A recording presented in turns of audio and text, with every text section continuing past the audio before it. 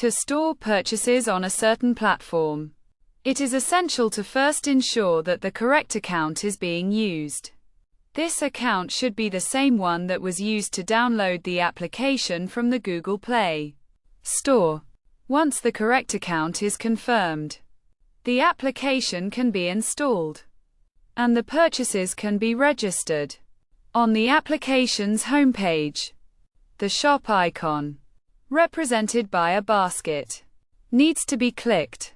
After accessing the shop, scroll down to the bottom of the page, where a Restore Purchases button can be found in the top right section. Clicking this button will allow the restoration of purchases, completing the process. The process is relatively simple, requiring only a few steps: logging into the correct account, accessing the shop, and clicking the Restore Purchases button. If any issues arise, questions can be asked, and feedback can be provided. Overall, the goal is to provide helpful information, and those who find it useful can choose to subscribe for more content.